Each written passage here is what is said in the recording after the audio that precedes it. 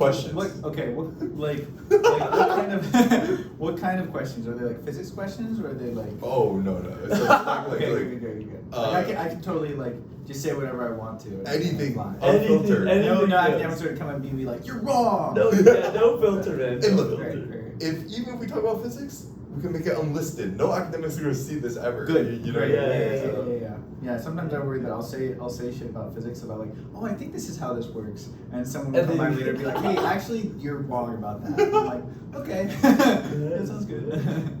Wow. No, that makes sense. I mean, isn't academia all about like being wrong and right though? You know what I mean? I feel like it should always be a conversation. That's exactly. how I feel about it. And and it's tough sometimes that I feel like some people are like, oh no, that's absolutely wrong, and I'll say, I don't know about that. Can you like prove that to me? And they're like, oh, here's this paper that says, and I'm like, no. Can you like explain to me, or you know, point me to like a source that's a little more rigid and put together than this paper over here? Because then that someone could then go disprove that paper or something, right? So is that how it usually goes? Yeah. I would say there's a lot of, I'll say, why is this the case? And someone will say, well, if you really want to understand, you have to go read this paper. And about 80% of the time, 90% of the time, that's valid, right? It's like, okay, I'll go read this paper, I'll figure out what's going on. But there are times when you go and read that paper and you're like, I don't know, that was, what? Is that like when you're at like the forefront frontier of like new like discoveries, where like even the papers are kind of shaky versus like things that have been well established? It's not, and the papers are usually not shaky. Usually what it is they just haven't, like the biggest thing that I think is the problem in this sector is that someone can explain to you much faster how something works than if you go and read the paper. So like if you talk to someone about how something works, then you can understand like what's happening much more easily. But going and reading the paper and trying to work through it yourself sort of solidifies the concepts in your mind, and then talking to someone about it afterwards would then allow you to better understand it overall. So it's kind of like if you want to do like comprehension and just like strict comprehension, you talk to someone. But if you want to like really dive deep into it and understand it, that's when you have to go to the papers. And then if you want to repeat it for yourself, that's when you have to go and experiment. So what do you think about, because I heard there's AIs that will let you read papers more efficiently apparently. Like I heard what do they do? Like I heard they just comb through the. Wasn't it what you're? Yeah, it's this thing called like Chat PDF. Chat PDF. You like pass it PDF, and they can like read or like quickly scan it, like taking the information. Then you can be like, oh, tell me, summarize the methodology section to me, and instead of like having it be like 2 pages of like I don't know like published paperwork, it will like synthesize it to like 5 points. I've never tried this before. Okay, got it. I would want to try it before I say anything, because I feel like that can go one of 2 ways. It could either be really useful, because it's like maybe it's like tailored to a particular section of science, and there are ways that people speak in that section of science that the AI is like, this is all corrupt. Like push this aside, and it can find like it can condense it down really easily. But I'd also imagine that they're like, if it's like a generalized thing, it probably wouldn't work for every sector of science. That would be my guess. So, but I haven't tried it, so I don't know. How is academia thinking about AI? Because I know, like, at least for like undergrads, like, it's like when we need to write papers and stuff like that, they're like, yo, don't use it. But imagine for like, but imagine for research and like for like true higher education, not just like undergrad, but like for the graduate, like PhD level. Yeah. Like, how do they think about it there? Yeah. Okay. So, what I know right now is. Journals have requirements for how much you can use / what you can use it for. I think I think it's place for it right now. I think there might be some journals that say, yeah, you can use this, but I think to a large extent journals are like, hey, maybe don't have the paper be entirely written by ChatGPT, please. Yeah. And that's their stance on it with respect to that. But for AI in general, so I work in quantum information science. Cool. I think I talked to you a little bit about this, right? Yeah, a little bit. Okay. And I am very interested in the data science in the sector that I'm in. And in particular, like, there's this thing going on inside of the world of neural networks and artificial intelligence called physics-informed neural networks. And those are very interesting. And it's effectively using neural networks to, like, understand a system faster, or like create a function that describes a system And that seems like it's a very useful thing to me. Now, there are some people, like, there's a professor here that I spoke to, and when I talked to him about neural networks, he was like, but you're going against the concept of physics, right? Because physics is all about finding small numbers of parameters to describe these complex systems. And a neural network is essentially saying, no, let's go to the other space. Let's use all the parameters in the world to describe, more parameters than what we think actually describes the system to describe the system. And I disagree with that. I think that there's something else there. But I think academics are pretty split right now. I think there are a lot of academics that say, oh, this is very useful, and I'm going to use this in my work. And there are a lot of academics who say, this is going to there are some academics who say that maybe it's not useful, and they're worried that it's going to have a negative impact on science, which I think is entirely possible. But I also think it's something you have to know about and to learn about, like anything else. And I think knowledge, if a tool is used correctly, you'll get good use out of it. So, yeah. But with respect to academia, it's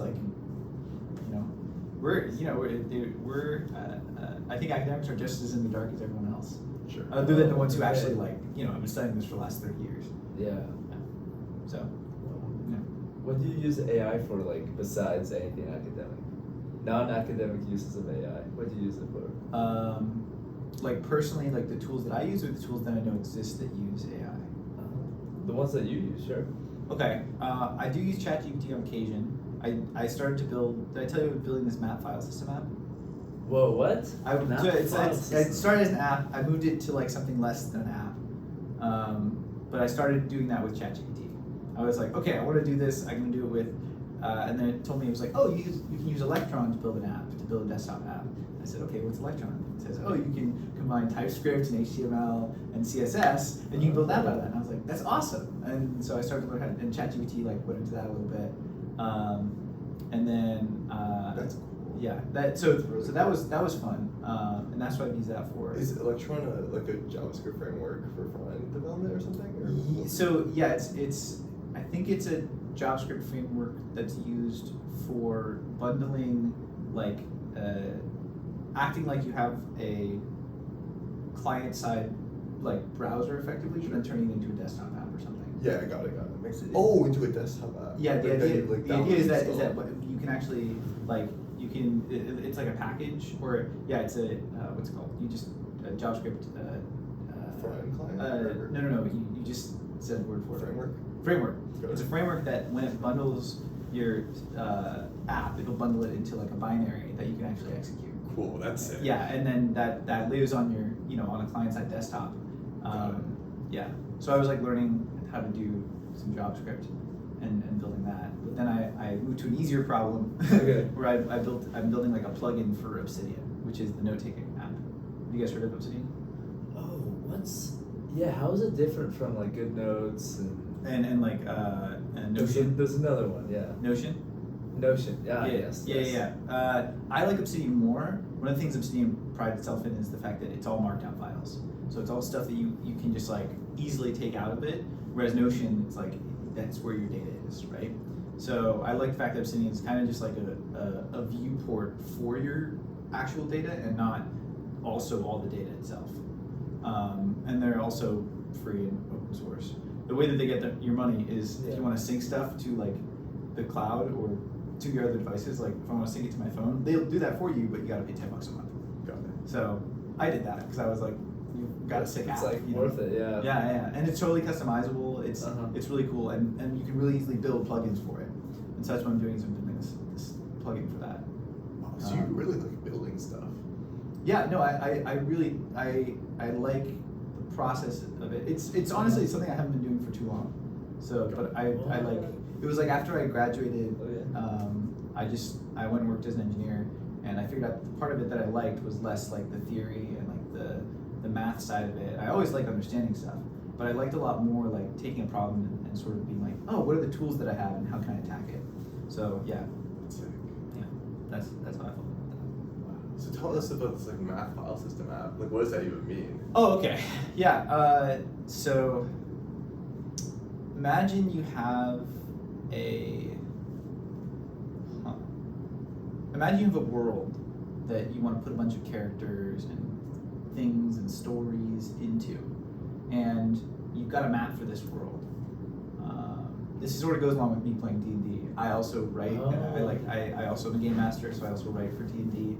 And this is kind of like, I was just like sitting on the train once, and I was like writing, and I was like, man, it'd be so easy if I could like use a map to sort of as the starting point for all of my thoughts, because then I can actually figure out what do I need to write about, where have I filled out, where have I not filled out. So the idea is you essentially have this map, and this map has, maybe you've got a mountain range over here, and you've got a river that runs off of it, you've got a valley over here, and there's a town over here. And the idea is you take your files and you attach it a location. That town, that spot is now attached to this file. And when you go and you click on that town, it opens up this file that has all the information about that. That is sick. Mm-hmm. Got it. Mm-hmm. And you can even do things like, this is the cool part, make it recursive, right? You click into like a city, and then the map of the city opens up. Got it. Yeah, and then you can then add more detailed stuff. If it's a city, you're gonna have blacksmiths, and you're gonna have apothecaries, and you're gonna have people that are important to some story, and you're gonna have the palace, and you want to have information about all this stuff. So you add files to that. Oh my God.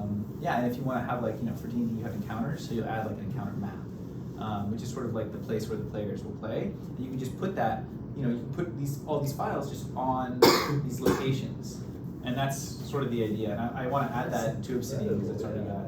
Yeah, the issue is it's taking me a little longer than I'd like to admit. It's hard. Yeah. It's hard. Yeah, I can imagine that's very hard. Coming from a non-TS, I think if I had more computer science experience and projects under my belt, it really wouldn't have been that difficult. Talk to this. You'd be surprised. It's still hard, I feel like. Yeah, maybe. Yeah. So that's been kind of fun to That's think through. That's super So cool. it makes D&D like a lot easier. You literally just like. Yeah. It's sort of like like in a video game, you'll have like a general map, and then you can zoom in and out of that map. That's sort of where that thought came from. Oh my God. That's a great idea. That's sick. And it's a real pain point. Yeah, I guess yeah. I've never played D&D, but I can imagine because I know you write the story and things like Yeah. that. Like that definitely probably. Like a paying point, like people will pay for that. Yeah, I think so. Oh yeah, I don't know. I'm gonna put it out there for free. Sure, yeah, or Yeah. it's go get lots of downloads. Yeah, that's cool. Wow. Yeah. So have you told your friends that you were playing with today about this idea? Yeah, one of them is developing it with me. He's much more of a developer than I. He works at Western Digital as essentially the computer engineer. He does a lot of smaller software engineering stuff. I think he more wants to be a network engineer. So he likes working on server backsides. He built his own server. He's that guy, and he knows a lot of C++. And so he's got a good background in that, and he's helping me out a little bit. I'll be like, man, I don't understand how to do this thing, and he'll be like, I don't either, and then we'll go, spend an hour looking for it, and he'll be like, oh, here, someone found this hack for TypeScript. I'm like, okay, That's so sick. Wow. yeah, it's pretty fun. Wow. So how? I guess writing takes a lot of time, right? So For D&D. Yeah, for D&D. Okay, yeah. So how much would this, I guess, reduce the amount of time that you need to write or I don't know if it would reduce the amount of time that you need to write, but my goal would be more that it is more whenever I go to write, I will always go to the maps that I've sort of drawn out for my world and be like, what do I think this place is like? And then I'll go and where do I think this place that I'm kind of have this idea of is? And then I'll go in and I'll write about that on a separate document somewhere that I know for myself is connected to that place that I was looking on my map. So I feel like the creativity for me sources from the map, and that's because when you have that map in front of you, you sort of are like, oh, I know that this thing is over here and this thing is over here, so now I know something that sort of combines those two things is over here. You've got dwarves living over here and you've got elves living over here. That means that there's a battlefield, an old battlefield right here, right? Because dwarves and elves don't get along. Everyone knows, from Tolkien, everyone knows that. Or you've got a river right here, right? And it cuts through the entire valley. Well, that means there's lots of trade that goes down that river, right? So you put villages there, and you put one big village there, right? It's to me, the geography of the place and the map itself will inspire the stories as well as the characters that you put into it. It's all. I feel that fluidity is important. So that's sort of what I don't know if it's going to speed up the writing process. You know, Yeah. I think the writing process is already like it'll take the time it takes, but I think I hope it will be more like you know, inspirational or get the creative juices flowing. And I think people just want to, like, I just want to have my files organized like that. Files, Yeah, yeah. So, yeah. Have you built anything like? We actually built something together. Oh yeah. Yeah. We built this like. You want to do the pitch? The Yeah, I mean, yeah, like it's been a while since we've done the pitch, but it's like Yeah. something like, the idea is this, like, I don't know, do PhDs have course table or no? Do you know what that is? No, I don't know what course table is. Got it. So the idea is course table. I'm sure you had something similar at UCLA, Uh-huh. but it's like after the semester ends, everyone who took a class gets to rate it and say like, oh, I think this class is like X out of 10, X the professor is X out of 10. You like, probably have it. I've just never used it. Okay, got it. That's fair. That's fair. Yeah. And like the workload's this, and like people can like write comments and things like that, Mhm. and that's like really good because when you're selecting courses for your like next semester, you can look at the previous reviews and say, oh, you know, the workload's pretty high, but the professor's very good, so Yeah. you should take it. Or like I'm looking for an easy class, workload's low, like I'll take that. Right? That's kind of informative, Mm-hmm. but the pain point's that the feedback loop is like very, very long. It's like a semester long feedback loop, if that makes sense. Because the only time you get to Oh. write into it is at the end of the semester. Yeah. And yeah, by yeah. that time, like, your time is already like, I mean, you're leaving the class, right? Mhm. So whatever feedback you give is like useful for the next class, but not useful for you. Mhm. And so we were like, okay, like we want to build something that like gives more like regular feedback, right? Mhm. And like, okay, what's available? So like Google Docs is available, or sorry, Google Surveys is available. Like professors can put together like survey tools, or like a survey together, give it out to the class every week. Yeah. The challenge with that is that no professor wants to do that. Yeah. You know what I mean? Like, no professor wants to like ask for complaints, Mhm. right? And like, 'Cause that's what will happen. It'll just be mostly people complaining. yeah, no, exactly, Yeah. right? Like, Yeah. very few people will give like positive feedback. Most Right. people are just gonna be like, hey, I hate this, I hate that, you Yeah. know, change Yeah. this, whatever.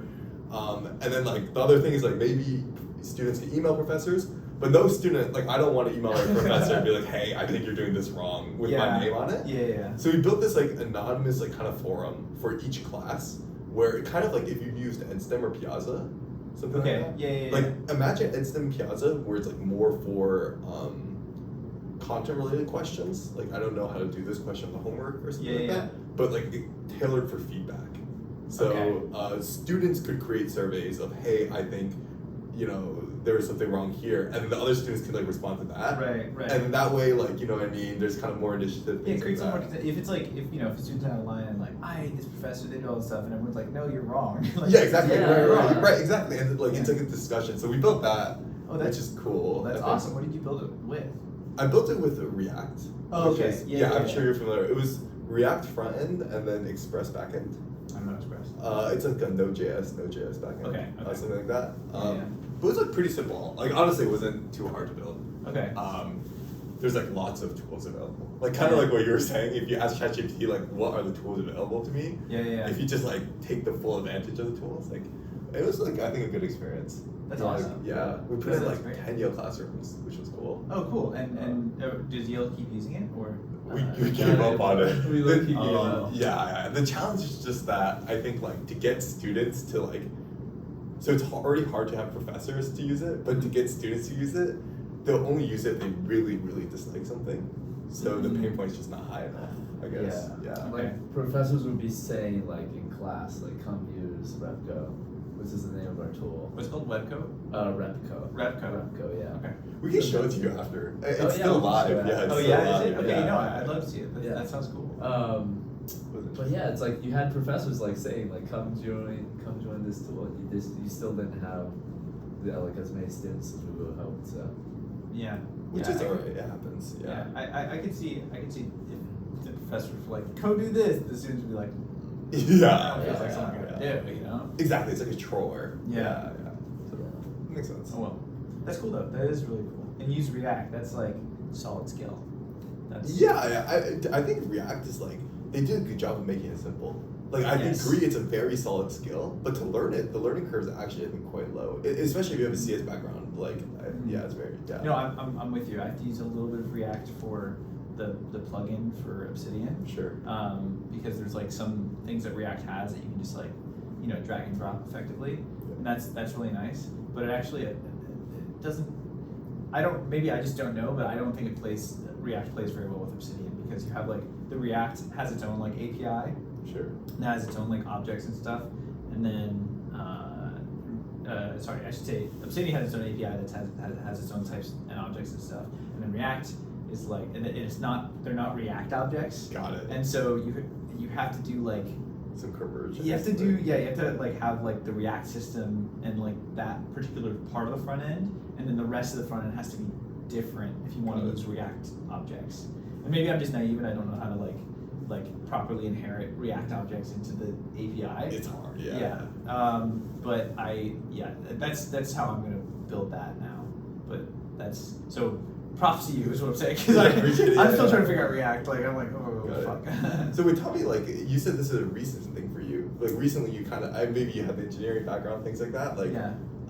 Is this something like you're actively trying to like find projects to work on, or is it like things like D&D where you're like on the train writing and you're like have an epiphany that like, hey, this would be kind of interesting. Yeah.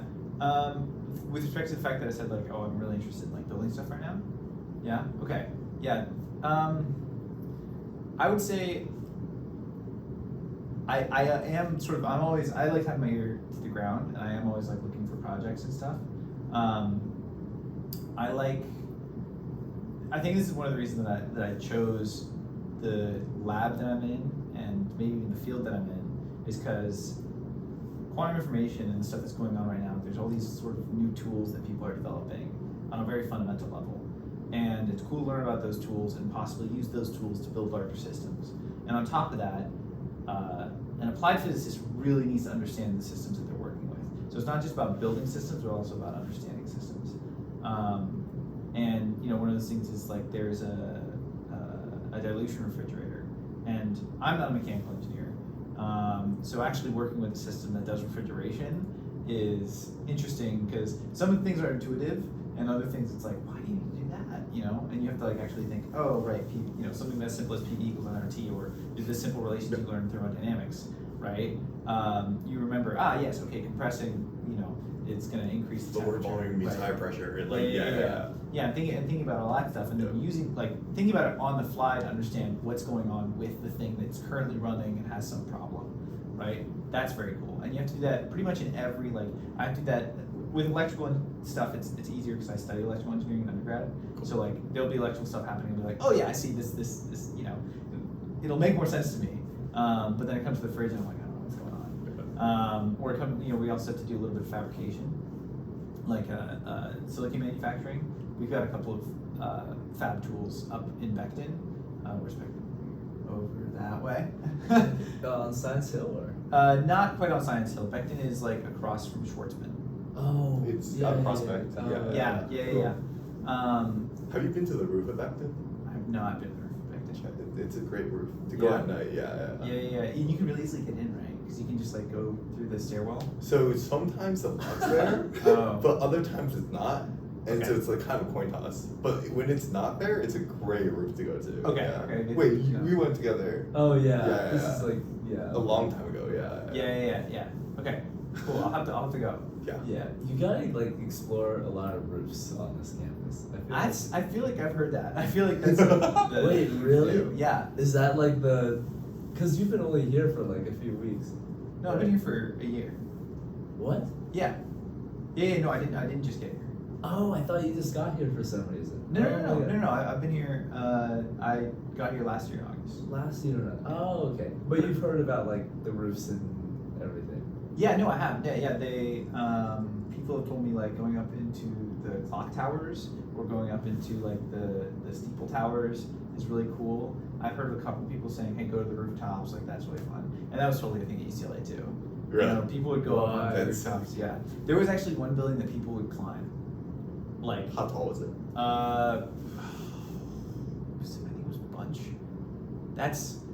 It's 70, 80 feet tall, and people would climb it. Well, on the outside or on like? No, on the outside. They would climb on the outside. They would use gear. Sorry, they would use gear. Oh, and they would climb, and they would they would go. There's like apparently like a crack somewhere, and you can like put gear in there. I'm a rock climber too, so it's Oh, you're. I never did that. I never climbed much, I should say. I never put gear in there, but I knew one or two pieces. That means your forearms are insane. Or I'm just skinny, you know. I got you. That's I a way got to do you. it. I went to a rock climbing gym one time, and it's so much Which fun. one? City Climb? Yes, the one that's on the running path. Oh, Yes, City Climb. yeah. I went there one time, and like it's so interesting because like you're using all the muscles that you don't normally use, so it like tires you out a ton. Yeah. But it's so much fun. Yeah, I really enjoyed How it. do you get into it? How did I get into it? I went the summer after I graduated high school with a bunch of my friends, and I said, "This is my sport," and I continued doing it. I loved climbing as a kid. I loved climbing trees and stuff. I loved being up high, Got and I loved, like, one of my favorite parts about climbing trees was just like you had all these different options, and you had the ability to just like, you know, all these different paths. And I feel like climbing can be very similar. It's a little more constrained. Like a good climbing problem usually only has one way to do it, and Sure. yeah, that's pretty fun. It's cool to like figure things out kinesthetically. So What's the like coolest thing you've climbed in your mind? You're like, wow, so like this is like the sickest climb I've done. Yeah. ooh, no, good question. And like cool could be different things. Like it could be like, I don't know, like really challenging. It Yeah. could be like in a cool part of the world. Like maybe like Yeah. you had some beautiful view or something, or like the Yeah, people yeah. you were with. Like you know what I mean? Like yeah. Yeah. I climbed. One of my favorite places to go back in California was Malibu Creek State Park, and there's just some really, you climb up. There's nothing like super impressive there, and I also can't climb anything really impressive, anyways. But you'll go up to 30 or 40 or 50 feet up off the ground, and you'll turn around and there'll be this beautiful valley, like that you're sort of like looking through. It's like a kind of a rock valley that's been cut out by a creek over a long period of time, and it's gorgeous. So that's pretty cool. But I would say, what is the most like thing that I got off and I was like, yeah, that was cool. I felt really good after climbing the tube in Joshua Tree. Now that's not a very hard climb, but it's like I did flash it, which means the first time I got on it, I sent it. So I felt really good about that. And it's like essentially it's probably about 15, somewhere between 15 and 20 feet off the ground. Damn. And there's like I think it's probably more like 15 feet, but there's a crack that kind of goes up here, and then there's like a 3 or 4 foot gap, and then there's just like smooth stone. I shouldn't say smooth. There's just like there's no holds or anything. Yeah, it just yeah. kind of goes over, and it's granite. So the way that you do is you kind of climb up this crack, you huck up to the top of it, and then you like very slowly crawl up over it, and that was fun. So Sick. yeah. How long does something like that take? Like climb like that, like time wise? Like doing the climb or like training to do the climb? Oh, why not both? Okay. Doing the climb probably like a minute to 2 minutes. Oh wow, that's fast. Yeah. It's not. Like I said, it's Okay. like 15 feet, right? Got it. It's not doesn't take that long. And probably if you're on there for a minute, it's like taking a long time, because you get tired pretty easily pulling out there. Sure. But to train for that climb, I didn't train for it, but people will train for. Like people will be stuck on climbs and train for months to do one particular climb, if not years. And that's called having a project. Got it. So people will have like an outdoor project, and they'll go back to the same spot multiple times and try that climb. Got it. So they train by the specific climb, not like skills. Like, because in my mind, when I think about training, I'm like, oh, it's like they're trying to get like mag grip strength or Yeah. like good endurance, like things like that. Yeah. But I guess it's like more tailored to the specific climb, or is it both? Sometimes Okay, got it can be both, right? Sometimes it Got can be like, I just don't have enough grip strength, so I need to train my grip strength. And sometimes it can be, there's this one particular move that I just can't do, right? And so you'll train moves that are similar to that move and build up your muscles that are similar to that move. So it sort of depends on that. What sports do you guys play? What do you guys do? So I'm on the water polo team. I probably Right, told you that no, already. because Eric's also on the water polo team. Yeah. That's how I met him. Yeah. Oh, is it Eric that do we had dinner with today? Yeah. Got it. Okay. Eric came to Pearson after practice, and he Oh, met did he? him. Yeah. Oh, cool, awesome. Yeah. I love Eric. Eric's cool. Yeah, he's a good guy. Yeah. Yeah. And then Andrew runs all the I time. run, but I'm out of shape now. But yeah, I That's just right. run. Yeah. Yeah. Running is not my thing. That's valid. Okay, so- Yeah. Did you do like track and field and cross country? It was just when COVID hit, I Mm. had nothing to do, so So I you just ran. like ran a lot, and then I just really enjoyed it. I think Yeah. in the beginning it was like very challenging, but Uh-huh. I think I felt it was rewarding. Like I could run like an extra half mile or like a little bit faster every time. Yeah, yeah. And it just became like an addiction. I was like, yo, I love this. Yeah. Yeah. So kinda- So yeah. why did you stop? What made you? Or I should say, what? Yeah, so I like ran really consistently actually all the way up into the beginning of last summer. Uh-huh. And then like at the beginning of last summer, I was like pretty busy during the summer. Okay. And so, I mean, this is probably the wrong decision. I just sacrificed the wrong thing, right? Mm. Because I had like limited free time, and so I sacrificed my running, which I regret actually hugely now. But yeah, that's I feel bad. I've done that with climbing once or twice, and I definitely regretted that. But That's okay. I mean, yeah, you can always get back. Yeah, exactly. Yeah. You can always get back. It might take a couple months. Yeah. I'm still not quite back at the strength that I was at pre-COVID, which is really Uh-huh. sad. Oh, So yeah, It's hard But- though. Yeah, it probably wouldn't be as hard if I wasn't so lazy. So what were you up to during COVID? What was I up to during COVID? Shit. Were you let's- graduated at that point? No. Okay, got No, it. I was not. Okay, so what year were you? I was a junior when COVID hit, and I lost my senior year. Damn. Yeah, it was pretty brutal. I remember I told you about this, right? My roommate was like, one of my roommates was like, "You're gonna be so lucky, like you can go out and you're gonna have your senior year." Like this is while I was a junior, and it was because remember it hit in like March, and so she was like, she lost her last quarter, right? And she was like, "You're gonna be fine." Like she was like, "I feel bad because I got this, but you'll be fine." And then I didn't have my entire last year. It was all online, and I was just like, man, I just wish that wasn't the case. But I ended up, I spent a lot of time surfing. I kind of got into surfing over COVID. I had some friends that would go in the mornings. Uh-huh. Yeah, and so I acquired a couple boards. Found out that my family had boards, which of course we do because it's Southern California. And then just fell in love with doing that, and then made the brilliant choice of coming to the East Coast. So, yeah, I also got into like skating for similar reasons. Skateboard or Skateboarding. Okay, cool. Yeah. Yeah, that's it. Yeah, I'm not very good at that, but it's fun to. I like individual sports where the challenge is on yourself and you have to learn skills in order to get better. So That's so sick. yeah, Wow. so that was fun. And then studying stuff. What did you guys do during COVID? I think we talked about this a little bit. Yeah, right? 'Cause so it was, for us, it was literally, we were in our senior year Yeah. of high school. Yeah. Yeah. Which It's, sucks. What was that like? Did you guys go? Like, did you guys not get to go to school? Yeah. Well, Literally. wait, are you talking about like right when it hit, or like? Yeah, like did you guys get a graduation for high school? I did, but mine was socially distanced.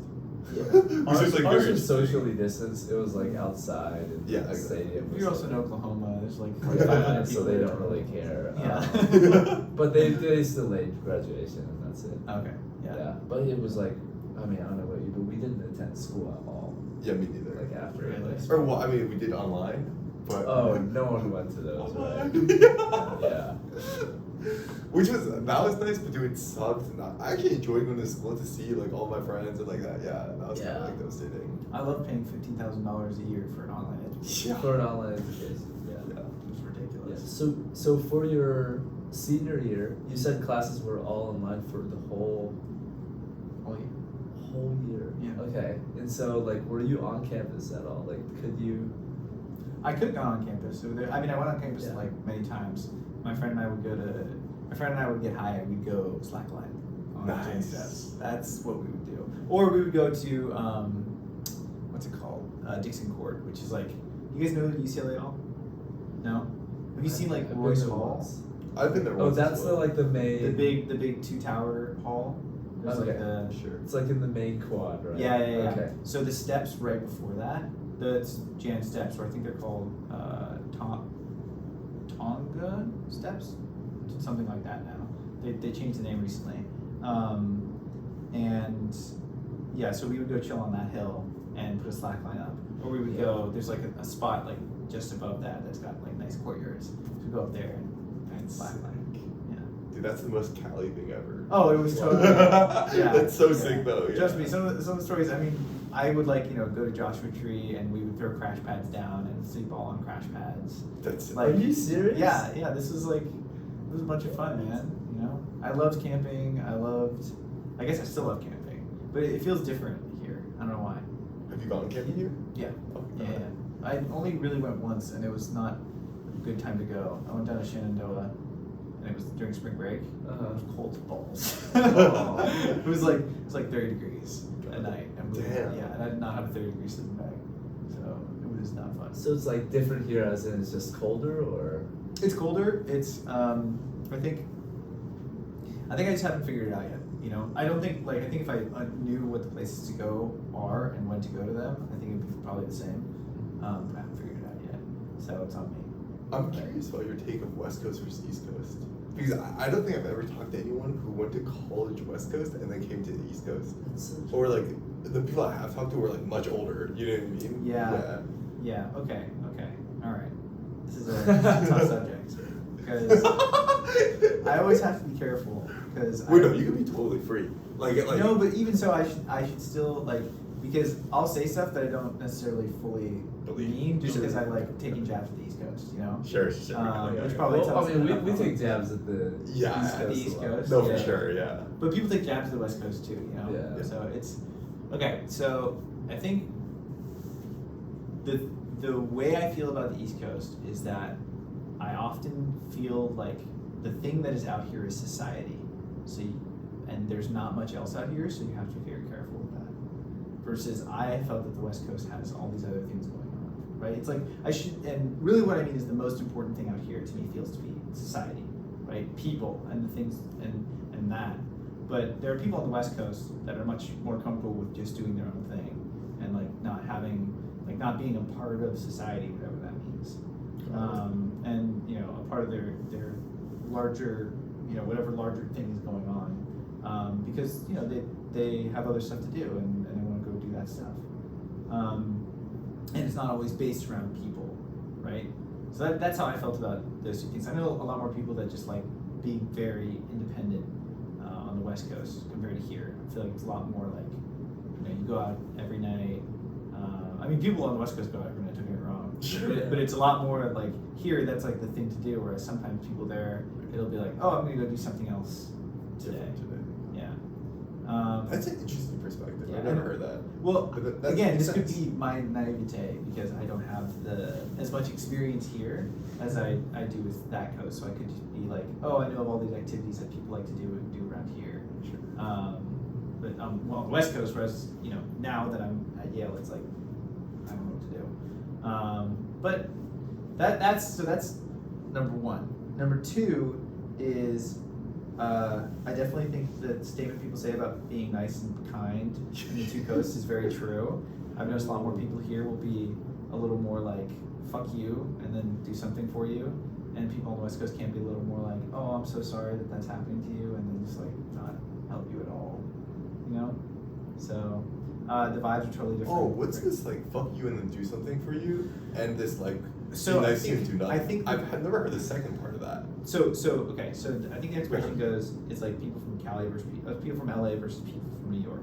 It's like someone from New York, you pop a tire, you pull over to the side of the road. Someone from New York will be like, what the fuck are you doing? Get out of the road. They'll pull over, they'll change your tire for you, get back in their car and be like, never fucking do that again, leave. Someone from Cali would drive by, slow down, roll down their window. Oh my God, hi, you okay? Everything's all right? Oh my God, that sucks. I'm so sorry to hear that. No, I gotta go. I'm sorry. I gotta leave right now. Got it, I got it, really got it. hope you get this figured out. And you think both parts are right? I think both parts are exaggerated. Sure, got it. I think But people here will be a little. They'll do that to you, but in a very like careful Light. stepping way. Yeah, sure. And so they'll be like rude to your face and in a very careful stepping way, but they'll still sometimes go out of the way. I've met a lot of New York people that I'm just like, no, do not like you. You're fucking rude. Got it. And I also think there are a lot of Cali people that are both kind and nice, so that they'll sort of be like, oh shit, dude, this sucks, man. Like, here, let me help you. You need help? Yeah, I feel like that's more the vibe, especially from my friends. Got it. But I think ultimately what it is people will be like that everywhere. Sure. I just think you're more likely to find someone that's going to be like that sort of surface level stuff in California, and you're more likely to find people on this coast that'll be like really tough and hardened, and they'll help you out, but they'll be like frustrated at the fact that you were, you know, that you decided to go drive to a construction site. It's like, Yeah. Got it. Okay. so that's We started to interrupt. I wanted to dig deeper there because I've never heard the second part. That was interesting. yeah. No worries. I mean, I could keep talking about the differences. I've got a lot of thoughts on it, but where are you from? I'm from Wisconsin. Right, you So- said, yeah. Yeah, it's like neither coast. But I was born in California. Oh, I was really? born in Palo Alto. Okay. So yeah. Good place to be from. Yeah. But I moved like when I was like really young. Okay. Yeah. Okay. So how do you like Wisconsin? I think it's great. I Yeah. think like Wisconsin is like the people are so nice there. Like it's both like people are really nice and then they want to help you. And I think it's like a low pressure environment. Like I think like especially on the coast, both coasts, like there's some places where it's like very high pressure environment. Wisconsin's like very low pressure environment. Lots of nature. Like I love nature, things like that. Yeah. But I mean, it has its disadvantages, right? Like we're not really near any like big metropolitan city. Like the closest one's like Chicago, maybe. Okay. Um, There's at least one big city in Wisconsin, right? yeah, it's like Milwaukee. Yeah, Milwaukee's that's like pretty big. Yeah. But it's like not as big as like LA or Chicago. Or like NYC or something. Sure. Yeah. Chicago's a nice city though. Yeah, it is like it's so very nice. underrated actually. Yeah. Yeah. I went there recently for last year for my cousin's wedding, and I was like, this is beautiful. This is just a nicer New York City. Yeah. It's yeah. clean. What I thought. Yeah, it's really clean. Yeah. So where do you want to end up? Like, what's your? Oh, so I'll probably be in Boston post grad. Okay. And so like for me I've lived in New York City and Boston both like over the summers. And when I lived in New York, I was like the first week I thought it was the best thing ever. I was like, yo, this is so sick because there's so much stuff going on. Like it's so this shit different. going on. Like but Greatest city in the world, right? greatest thing in the world. Maybe. Not. If you have money. If you have money, Yes, there's sir. anything you can do, It's anything Vegas you for could rich want. people. And then I quickly realized this after the first week, and I was like, all right, like a few things. Like one, I don't have any money, so my living conditions was really. He actually came to visit me for like 3 days, and it was my room was so small. It was like the size of like It was like it was like a third the size of this room, maybe even less. That was probably. your whole like apartment or just your room? Just my room. Okay. Yeah, and then like, No, that but it was sounds so about expensive, and then on top of that, I'm from Wisconsin, so I like to see like trees and like breathe clean air and things like that, and like it was just hard to find that in the city. Yeah. And then last summer I went to Boston and I lived there for 10 weeks, and it was very much I think like lots of trees, like clean air, definitely smaller, but I kind of like that. And then there were still lots of people there. Yeah. It was still like metropolitan, so I kind of like that. So I think Cool. post grad I'm planning to go there. Yeah. Okay. Yeah. Why not West Coast, man? So here's the thing. I would want to go to the West Coast. I just never had a chance to try it, and like Give it a shot. maybe I should. The thing is like Yeah. like right now the job market is like not great, and There's plenty of finance jobs in LA. in LA. Yeah. And I imagine up in SF, maybe not now. Sure. After SB Bank crashed, but there's plenty of jobs. I have a friend that graduated from UCLA after having done some either like business or economics or something similar, and he just went straight to Guggenheim. Got it. That's sick. Yeah, he landed a cool job, worked in Santa Monica, lived in Brentwood. That's Yeah, it was good, and now he's at London School of Business. well, I will try to say this. Yeah. Like, so I have my thing lined up to go to Boston, but Ah. my friend and I are trying to get to YC, which is in SF. Okay. So if we can get to YC, then I'm gonna say bye to my Boston thing and move to SF. Yeah. That's what I will say. Yeah. I think That's that'd be good. sick. Yeah. That's good. Yeah, I always recommend people give it a shot. Although definitely be open to coming back, because one of the things, it's a bit of a potential well. Like it'll sort of like it'll suck you in a little bit, and you won't realize like how much the culture might be slowing you down, because it's much more laid back than here. You know, God. like here you have to know the next thing 3 things before, right? Sure. Whereas there, it's like the next thing is like you can kind of think about it. You can think about your next jump while you're like, at this jump, right? That's kind of nice though. I mean, it's two sides to the coin, right? Like on one side is like, sure, maybe your career progression is faster here. On the other side is you get to enjoy life more, right? You live in the present and like, you're like thinking less about that. Yeah. So And where's the balance? Right, exactly. Where's the balance? That's kind of interesting. It feels to me to be somewhere in the middle. Probably, yeah. I felt that trapped by that a little bit. I felt like that was too slow for me. Sure. And I shouldn't say I feel like here is very fast. And I feel like if you learn to run, you can keep up with it. So to start with, it was too fast for me. Yeah, but now I feel like, because it's kind of like, it's however fast you want it to be, But I don't know, like, is that long term what, are you going to be able to stop and smell the roses?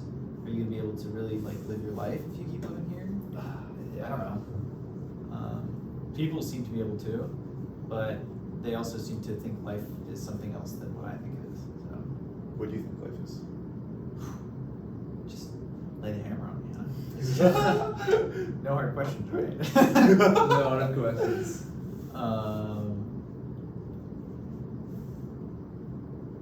Here we go. Life is. That's interesting. We should add that to our list. What's your definition of life? What's your Or something like definition that. of life? Yeah, what's the meaning of life, right? No tough questions. Or how is it different from what you imagine someone's definition of life here is? Maybe that's like easier. Ooh. I'm trying to like simplify it. Like, yeah. Yeah. I'm happy to take a shot at Yeah, that'd be great. But Yeah. I'll start with that. I think I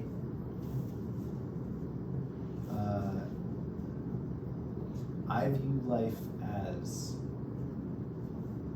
both the short term and the long term, right? There's the things that you have going on. Sometimes it'll be the large moments, the things that you really build up to, and they will have significance because you've spent a lot of time working towards those things, right?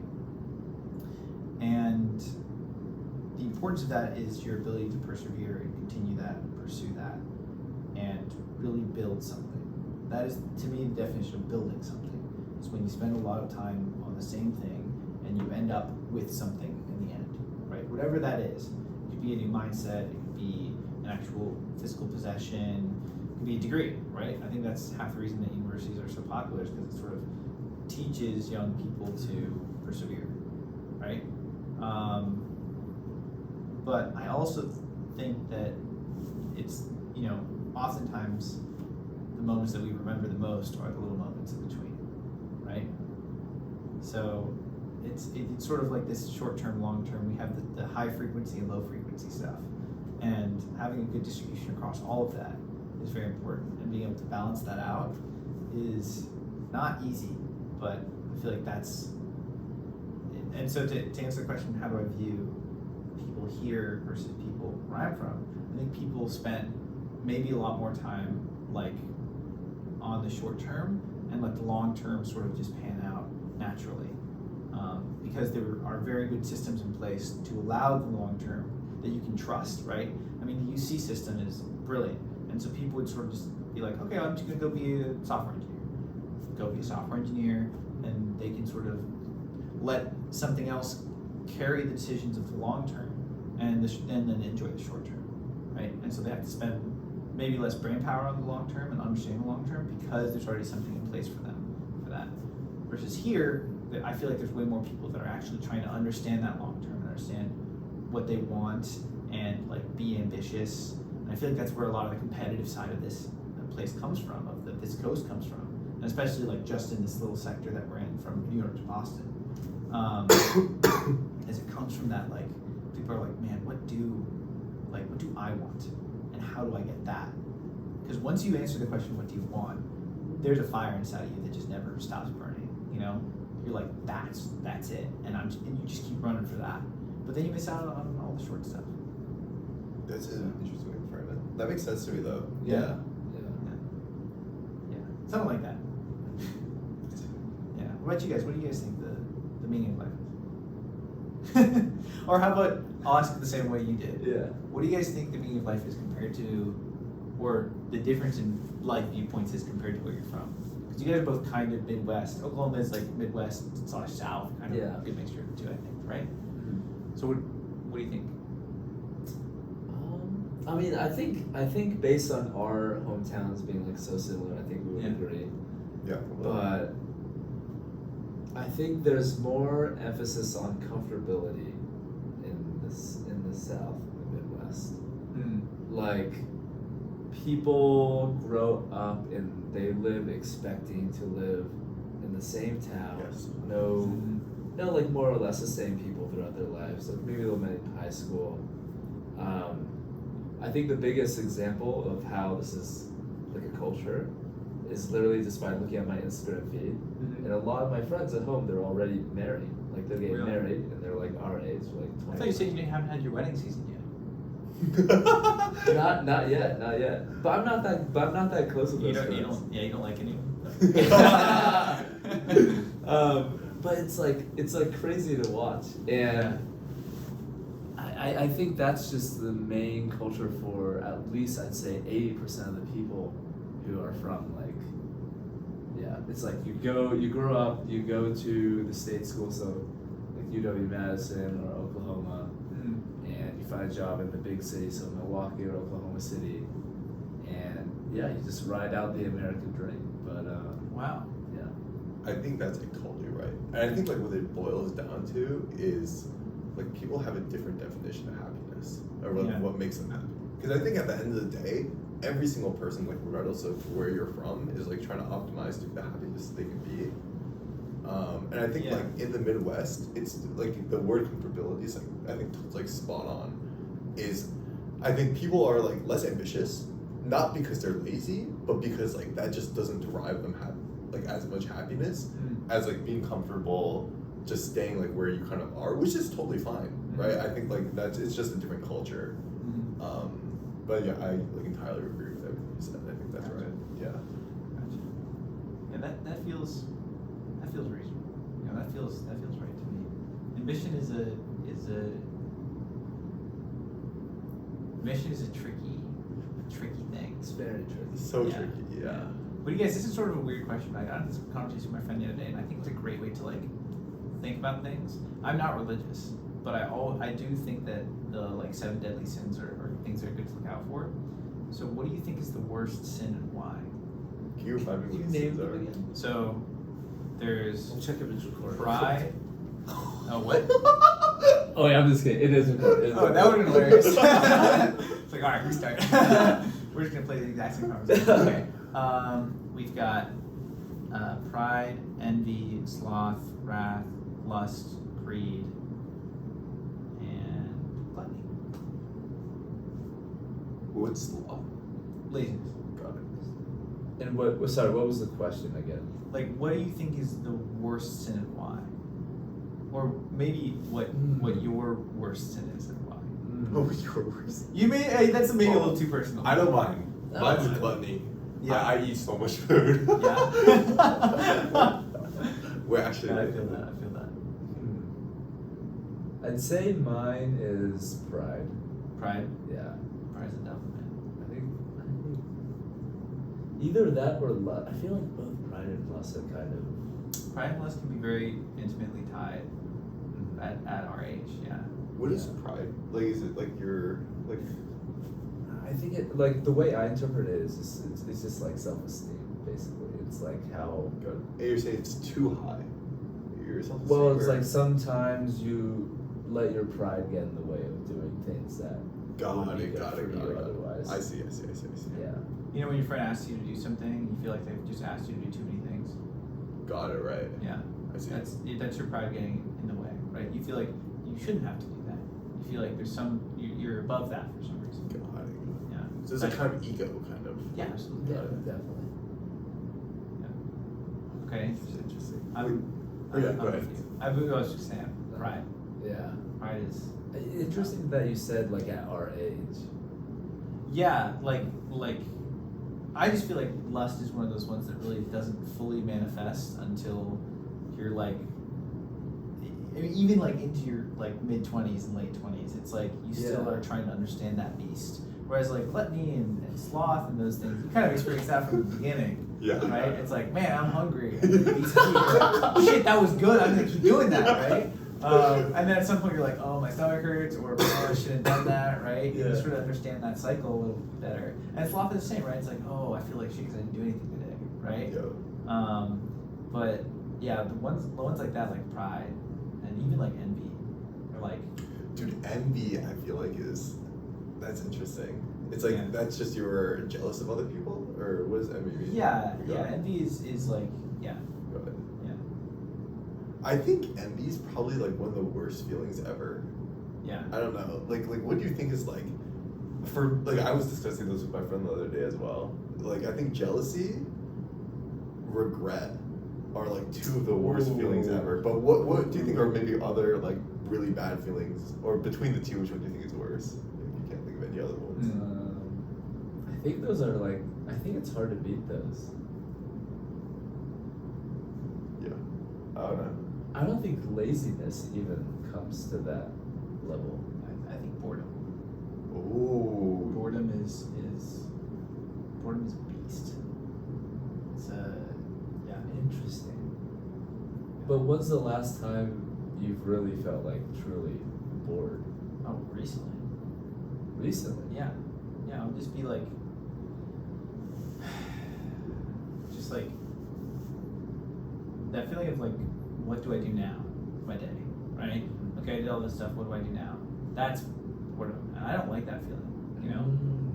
And I think nobody really likes that feeling. That's why they let like other people make decisions for what's next in their day. Oh my god, that's Right. But if you really try to take control of that, you really start to get bored, and you can let that sort of, as long as you can keep driving that bus and keep feeling that, I think that's good. But boredom is definitely a tough one, because sometimes boredom will just be like, I'll do the thing that'll make me least bored right now, right? So you go on your phone, or you go watch YouTube, or you go play a game, or you go hang out with friends, right? Because that'll make you not bored, right? But then later on you're bored. So what do you do? That's interesting. Oh wow. That's really interesting. That's I also think boredom is so it's like what'd you say? You said like Jealousy and regret. Regret's weird. Like, what do you think regret is? In this sort of framework, like what is actually going on when you're regretting something? You are just envisioning another timeline. Yeah. That's exactly. That for me.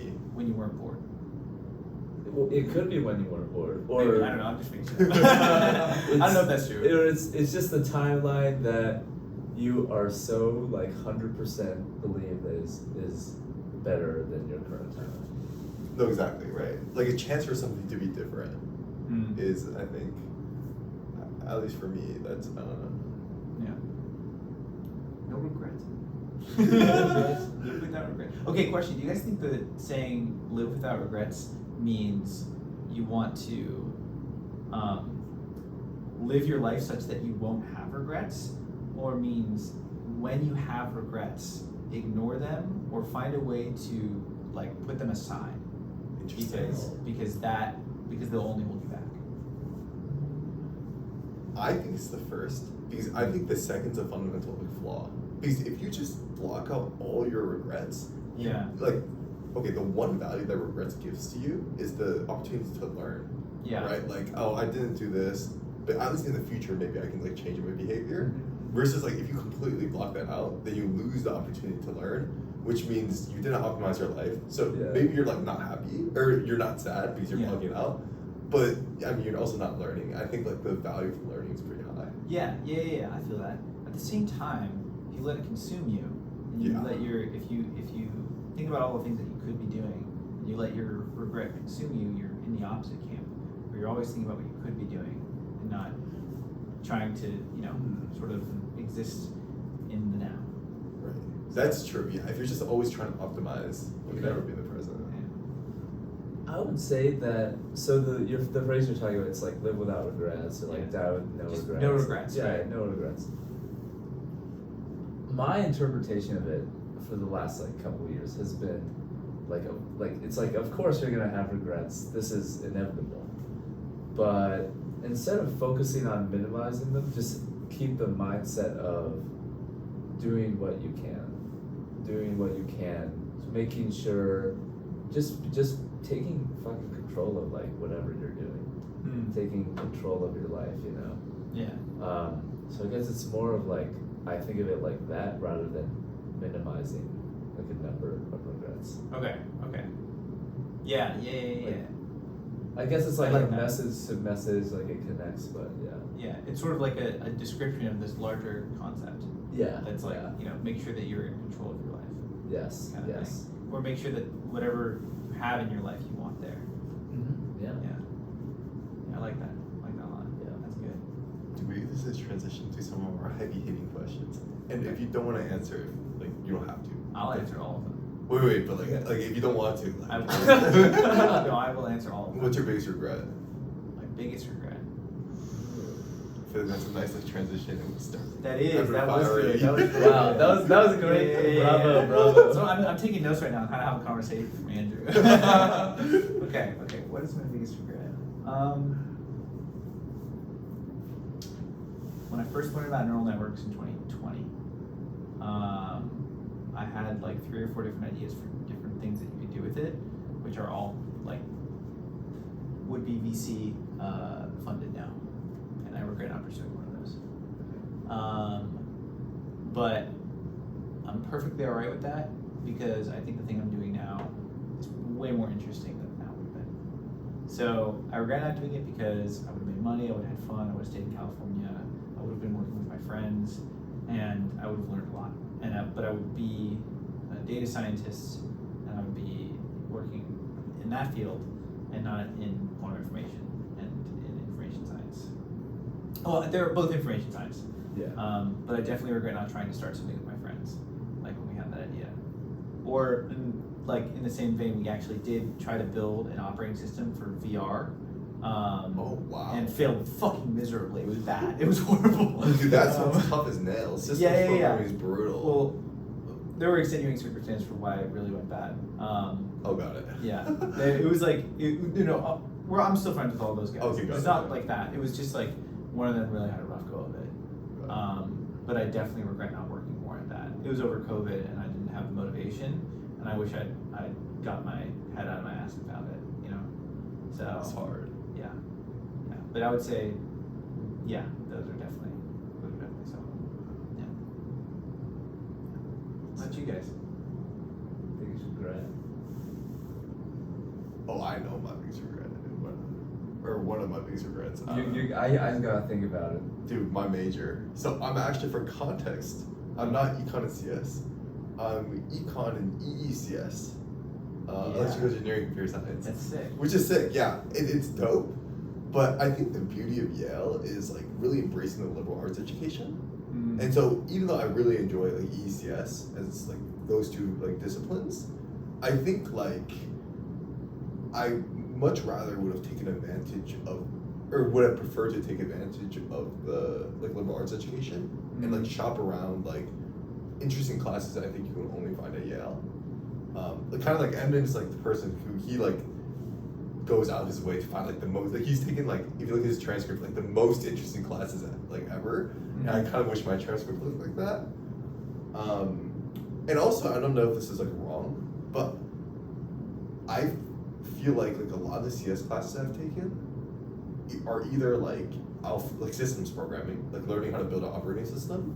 Yeah. Is like, I probably would have forgot it. Like honestly, I don't remember it like that much. Okay. I know like what a kernel is. you know what I mean? Yeah, but yeah. like, I don't really know it like that, like technically deep anymore. And the other stuff like data structures and algorithms, like I feel like I could have learned by myself. Like if I like just went on Khan Academy or something like that. Yeah. But a lot of these like really unique Yale classes are like you can't find anywhere else, right? Or like the types of professors that you're working with is like impossible to find. I just wish I took more advantage of that, I think. It's about you, man. Yeah, that's true. But this semester, this is the last semester, then I finish all my requirements. Next semester, I'm gonna go crazy. I'm gonna take like I'm gonna pop up, I'm gonna use all my credit fails. Yeah. I'm gonna audit like a bunch of classes, and then like I'm gonna take a bunch of, yeah. That's sick. That's That's a good thing to like see that the education that you're getting is like there's a unique aspect to it, and to go for that. So I wish I'd realized that while I was at UCLA, but I also think that UCLA is really good for engineering, so I appreciate what I got. Yeah, Makes sense. It's hard to think of one, to be honest. that's good. Yes, sir. All right, there you go. I will say, but the thing is with like regrets, like I realize after a while, I always live by the idea that your current timeline is the timeline meant for you. I'm with that. And Totally if with that. if you wanted any deviation from that, then you would deviate. you'd be like completely different. Butterfly effect. Oh, I see. Yes. Yeah, that too. And so, like, what comes to mind when you ask that question is, so in high school, I was kind of like a complete nerd in the beginning. Like, I said like the first 2.5 years, complete nerd. I didn't really do any fun stuff, and I slowly like started to like towards the end of junior and like senior year, like actually like hang out with like a huge group of friends and not just like a couple people every now and then. Yeah. And you know what's crazy? I think the only reason that happened was because I decided to switch to contacts. Really? Yes. I visually remember it was the first day of junior year, and I had a couple days earlier I just switched to contacts. I remember walking in and everyone was like looking at me like, "Oh my God, you look so different." And I just remember like feeling very, very different as a person. It was like as if I had just reinvented myself for something. Come out of your shell a little bit. Yeah, no, definitely, 100%. Because what was preventing me was coming out, or I guess. So my regret is that I didn't get contacts earlier, like maybe in middle school or something. Okay, yeah. Then I maybe would have enjoyed middle and high school more. But the reason I got into Yale was because of this passion project that I did in middle and high school. And this project basically inquired that I stay at home every hour past What was your school. passion project? What? It was an alternate history simulation game. It was kind of like D&D, and I was the host. And Dude, so, that's sick. and so players would. I didn't realize that you built a game. That's sick, dude. It's nuts. And so I didn't like code it, or I didn't really code it, but it was like players would choose countries, like, oh, I want to be Germany in 1939 at the start of the Second World War. Oh, I want to be freaking, like, you could be Denmark or Poland at the beginning of the First World War. And people would like, yeah, I was just host, like people would send me turns and I would like try to like read everyone's turns and figure out what would actually happen. Oh shit! Yeah. Yeah. I had a friend, not a friend. My friend went to San Clemente High School, and a guy did this for them as Whoa. well. Yeah. Okay. But it was like, this was like only in high school that this happened. But you said you were doing this in middle school too. I was doing it, yeah, mostly in middle school and then the beginning of high school. But Dude, that's sick. yeah, That's awesome. So I literally like would come home from school and I would go straight to my computer and type away on these mock newspapers like, oh, here's the issue for August of 1939. This happened in Europe. Like, What? Yeah. Dude, that's awesome. I can show you later. I would love to see that. Yeah, Holy shit. yeah. You would make like mock newspapers and Mock pass newspapers. them out and like. It was like in an online like group chat because it was with people Oh from my the God. internet. It was, Oh my god! It was like dude, people that's I'd never awesome. even met before. Holy! Are you like? Did you like ever get to meet any of these people? I've met 2 of them. I met 2 of them. Wow. One of them actually drove. So he's from Texas, and Oklahoma's right here. Yeah. And Texas's Panhandle's right here, where Texas Tech is. Yeah. He like instead of driving here through Texas, he came all the way to Oklahoma to have burgers with me, and then he'd drive to campus. Dude. So that was one time. Yeah. And then the second time was this summer. Oh, was this summer? I was in France, and there's this guy, and he lived on a boat for a week in France, and I like went over to and like stayed with him Dude. for the weekend, and so I just crashed, and then we just like that was the first time. That was the first time you'd ever met in real life. Dude, he has these like alternate history like videos as well that are sick. Yeah, so I'm basically really into alternate history, and now I was. Yeah, no kidding. You said you were into history. Yeah. Holy shit. Yeah. That's awesome. That is such a cool creative process for storytelling and also like yeah. that's awesome.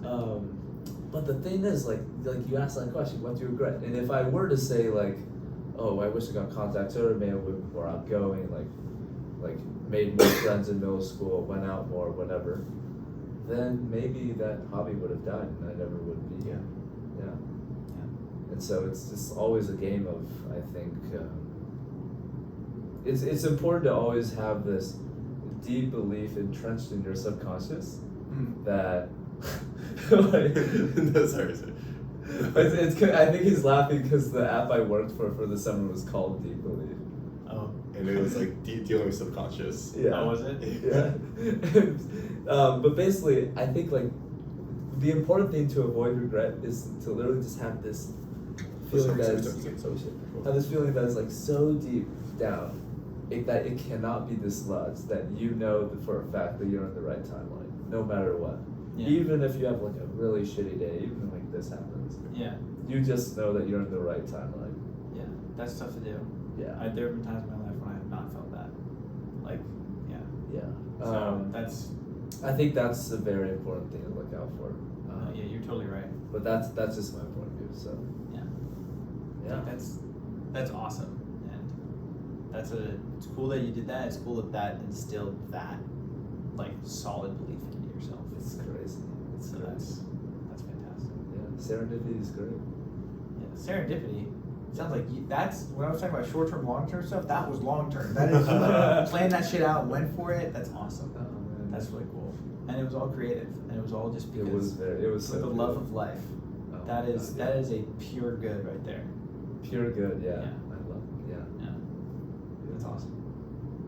Did you have what was the? With that, I just want to make a comment. I think this was one of the better ones we've had because you were asking us questions. Yeah. Usually, it's like we're always asking the person that we bring questions. But I think it I was sort of dope started that- like that, and I realized I was like, this is like conversations are back and forth. What am I doing? You know, so I was like, Yeah. Dude, think- I I think really it's like really that. I respect yeah, that's that. I sick. respect Yeah. yeah. You got any more hard hitters? We can ask like maybe a few more hard hitters and then we can wrap it up if that works. Yeah.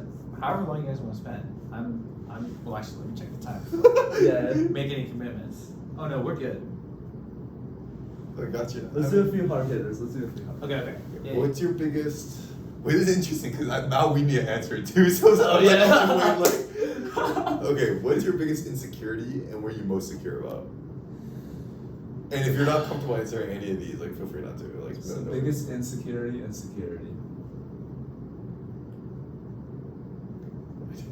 Wait, I did think. Wait, I did think. Yeah. Okay. Wait, guys, look, I got pissed so bad. Oh, I'm yeah. gonna go think about it on the Twitter. Yeah, I'll be right back. Okay. What's my biggest insecurity? Dude, I appreciate the back and forth conversation. Dude, that's so sick. Yeah. No, I don't know. It's like it feels. People always tell me that if you want to be in a conversation, you have to be asking questions, right?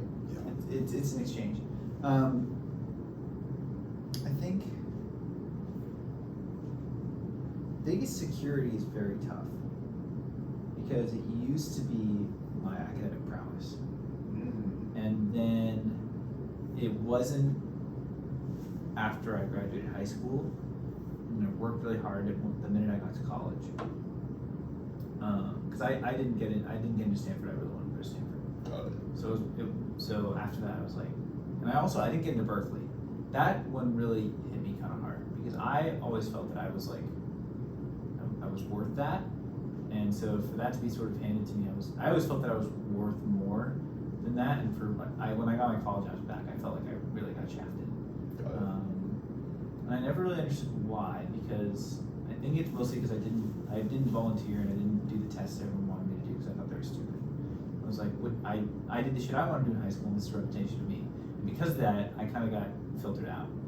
and I didn't really like that. But I got into UCLA, and that's a really good school. So I was Excellent school. Yeah. Best in the world. Like, I mean, I thought it was pretty good. Yeah. But after that, I really thought that I really felt appreciated for having done that. So I lost security in that, and then found it again after working really hard for like a year and a half to 2 years. Like really, I was telling you about this in the car. Like really focused on academics my first year and a half. Really didn't go to too many parties. Really made sure I knew my shit. Loved physics. Fell in love with physics. And then fell out of love with physics later, but that's okay. Fell back into love too. And found my security again. Once I found that security, I felt like a personality shift. And then I sort of lost that security after I then went and worked. And people have a very different modality and very different understanding of knowledge.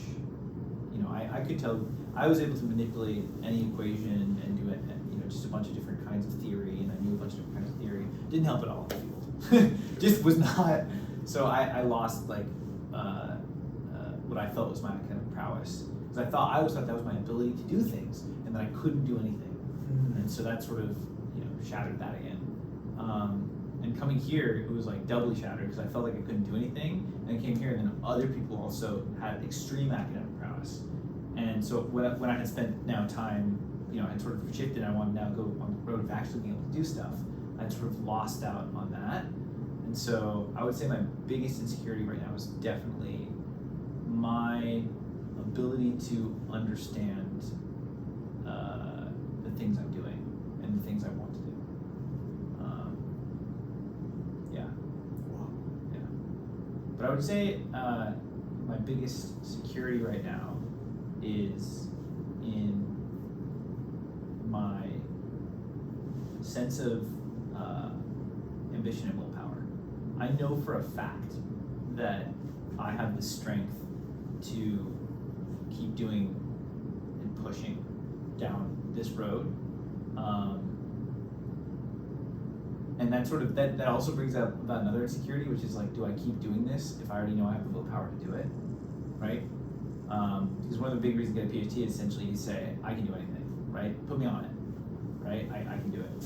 And then you also become an expert in whatever field you're very interested in. But that, if I already know I have that willpower, and it's not my eventual goal to be an academic, what am I doing getting a PhD? I want to build something. I want to build a company. I want to build things. I want to engage with people, right? Getting a PhD is sort of it can be a very lonely process. And building a company can also be a very lonely process. But there's only one of those two things that I really want to do eventually, right? So it sort of feels like, why am I doing this? That's interesting. So, and that comes from that so that's sort of like, have this sort of insecurity of like, being here is almost an insecurity sometimes, right? But the issue is that my greatest security is that willpower, knowing that I can just stay here even if I'm insecure about it, right? Yeah. And get it done. And that's sort of, so definitely, that's my current conflict of self. Yeah. Really digging deep, you know? Yeah, that's super interesting. Or you want to go first? You took a piss, so you probably know it now. Yeah. Yeah, I can go first. I think I have an idea. Okay. Probably insecurity.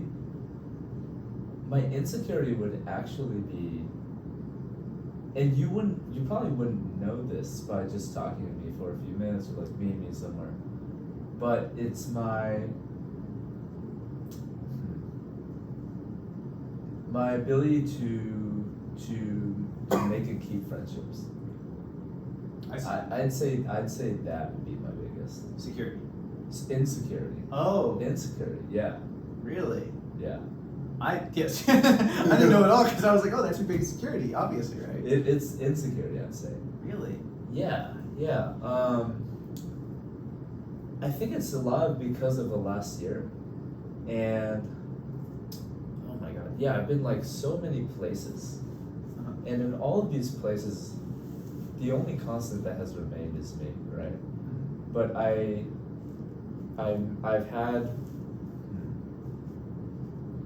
just had a lot of experiences where I have been in a group setting the person who is least close to the other people, or the people already know each other. Like, for example, my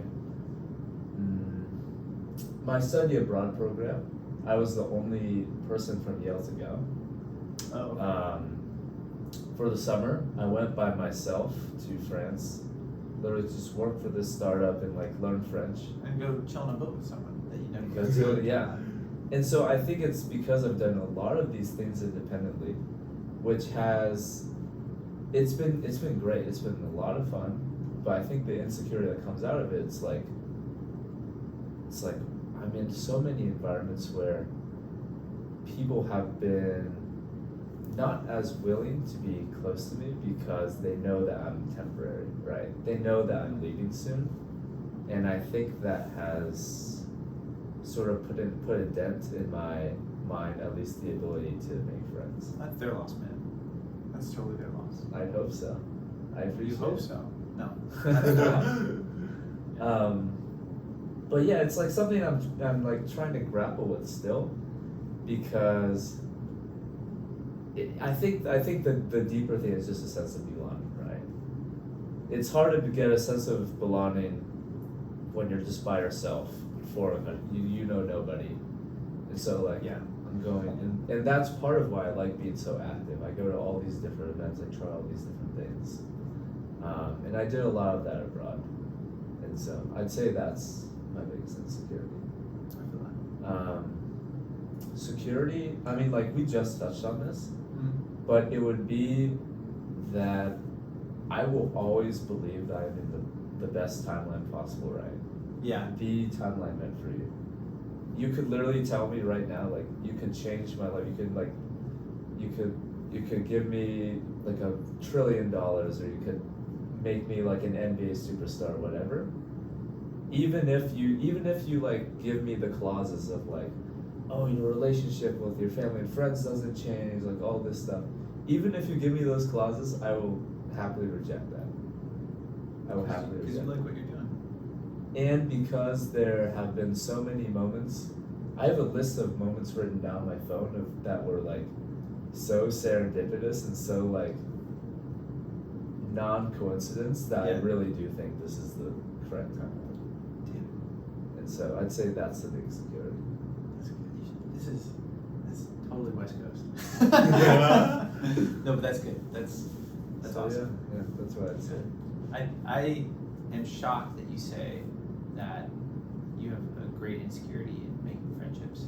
You just said that people that you played this history game with online, Yeah. like 10 years ago, you went and hung out with one of them this summer on their boat. Yeah. That to me is a sign of, more than a sign that you can keep friends. I guess it's just like being in all these different places by myself, with witnessing and trying to be a part of all these groups, you know. Yeah. And so Well, don't you feel like, you know, the group identity isn't what's important? It's the fact that you were there and you got to participate in all these groups. Like, isn't that like? that's a good. Isn't That's that a almost good- more powerful than being a part of that group? But like Yeah. in the sense of being a part of that group, it's like you were maybe just for that moment, because it's all temporary, right? A friend Yeah, group yeah. is like it's a living, breathing organism, right? And it dies eventually. Like Yeah. even if it lives to the end of everyone's days, it dies. Yeah. So, you know, don't you feel like it was more powerful that you got to live as a part of that organism? Yeah, it's like a wave of thankfulness almost that I experience every time I think back to just like being in those situations. Yeah, because part of what makes this is an insecurity is I've always, like in high school, especially towards the end, I was friends with like people of like all groups, all niches in the school, and I'd say that's relatively similar for here. Like, but the thing is, if you got all the people I've made friends with, it brought them together. They would not, honestly, they would not mesh, because they're just from so many different interests, so many different walks of life, Yeah, that's a testament to you, right? that they raised when music's. That's totally a testament of your ability to mesh with people, right? You kind of. Yes, the meshing with people, I agree, but it's the idea. But it's the idea that. Is it like breadth versus depth? Yes, You can exactly. Have, like, lots exactly. of surface level Exactly. relationships. I see, I building see, like yeah, deep yeah. like personal relationships. Exactly, exactly. I wasn't. That's good. Thank you. I was like, wow, how is this an insecurity? Yeah. Like you totally got the okay, but yeah, you really want to have those like, yeah, okay, Yeah, totally, yeah. So I'd say that's it. cool. I think I have the breadth versus depth problem as well, but I'm gonna say something different because Yeah. I think a bigger insecurity is I think, and maybe this is like less I think impactful, but I just don't know what I want to do in my life. I think like I have like lots of different interests, and there are like lots of things that excite me, but I feel like lots of people here are like, yo, I'm like super interested in this, and I'm going to go do this, and I'm like just So kind of true. floating around. I'm like, That's so like true. yeah, I like kind of like this, and I kind of like that, and I'm like interested here as well, and it's like tough to like not be able to pin something down. Like, yo, this is what I'm going to like dedicate my life to. I think that's pretty big, especially now, because now everyone's like, I don't know, like choosing at least a starting point for the rest of their life, which is I don't know, that's like it's really scary there. And then my big security is the same as you. I think that like if you put any challenge in front of me, I could be wrong, but I just believe that like if I like put everything in it, I can solve it. Power through it. Yeah. That's good. That's good to feel. You know? Yeah, it's a great feeling. Yeah. Because it's the other thing that's important with that is then when those challenges are presented to you, you'll keep at them. You know, like believing in that and believing in yourself will force you to then go about doing that thing, right? Yeah. So. But it could be a curse. Like if you're wrong and you're just there pounding away, then it could be tough. But in general, I think most things are solvable. Yeah, that's cool. That's good. I would say don't worry too much about the first part. You know, it's like everyone, especially the people who think they know what they're gonna do with their life, they don't fucking idea. got it. You know, they're like, oh, I'm gonna spend the rest of my life on this. No, you don't fucking just. That's not like Yeah. people. The people that know the most, I would say, are academics, Yep. because they will just pursue that thing, and that's boring as hell. Like, no offense to academics, man, that is boring. Doing the same thing and knowing you're gonna do the same thing and then doing that same thing is a little death, Yeah. right? So why succumb to death, right? Yeah. Life is the chaos. It's not just the chaos, but it's the music, right? Which is a mixture of the chaos and It's the the order. music, yeah. Cool. Cool. Maybe we do one more and then Yeah. we can do. Okay, so when people describe you, Nico, they're like, "Yo, Nico is blank." What's your favorite word people describe you as? Like when they describe you as like, "Oh, Nico is blank," you're like, "Damn!" Like I'm glad that they called me that. Do you know what I mean? Yeah. Or even like more than one word if Right. you're having a tough time choosing. Yeah, sure. The one I was gonna go with star is funny. You know, I love that's such a Yeah. such a nice It's a thing. classic. The ability. Yeah, 'cause yeah. I just feel like being funny is all about being able to see like the being in the present, but also sort of being able to like expand beyond the present, right? It is, yeah. It's like you can kind of like you make quick connections and you point them out to other people, and that's comedy. So I always like I feel like I like being clever.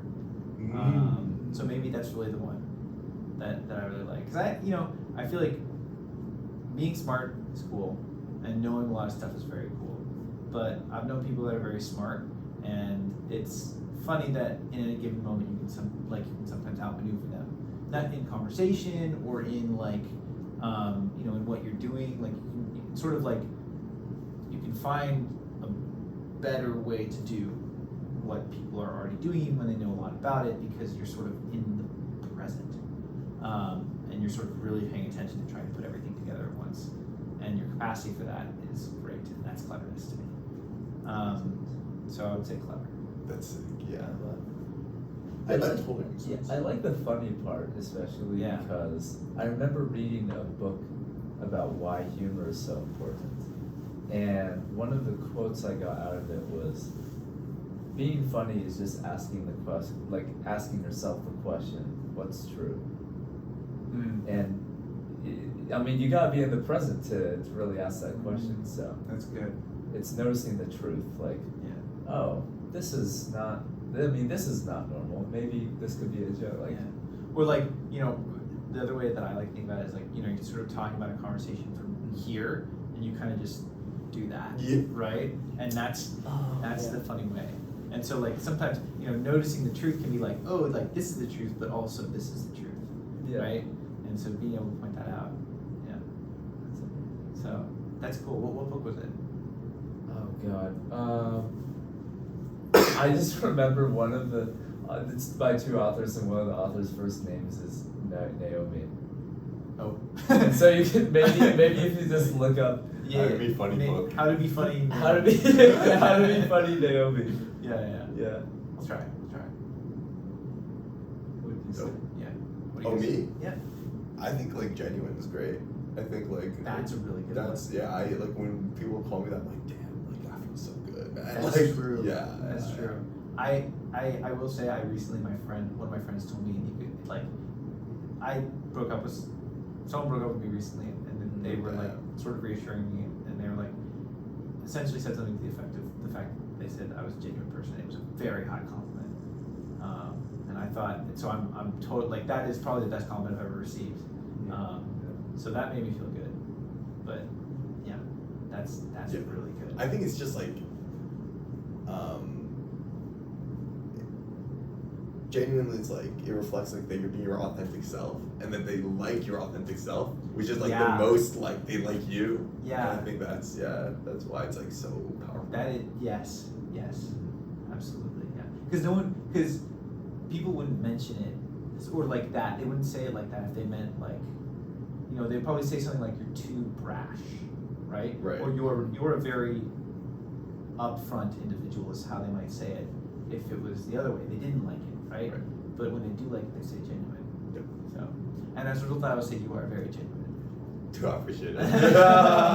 But you really are. You truly are. I And appreciate it's it. very cool. Like when I walked in here, you guys were like, we're just gonna have a conversation, and we're gonna ask you like, you know, questions, but don't feel too, you know, whatever about it. And I started asking you guys questions, and you guys just threw right back at me. You know, it's very, very. Yeah. Dude, this was dope. Yeah. Yeah. What do you think? I'd say probably.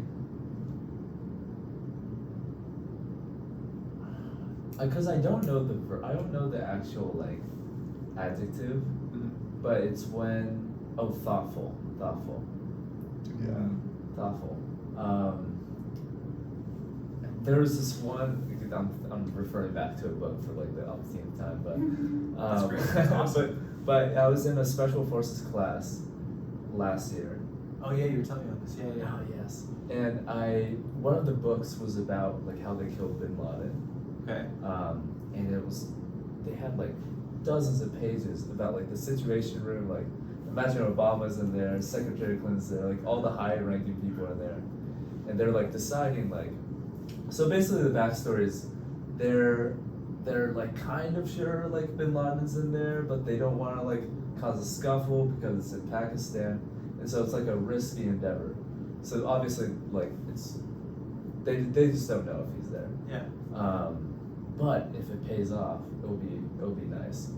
And Obama had to make the final decision, and one of the highest officials told one news person or something,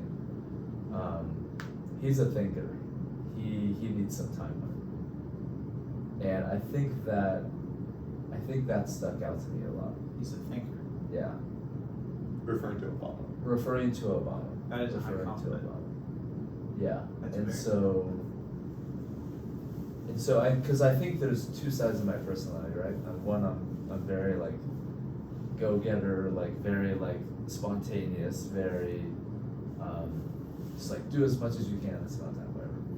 But I also like to believe that thoughtful side is there as well. So Yeah. I'd say that.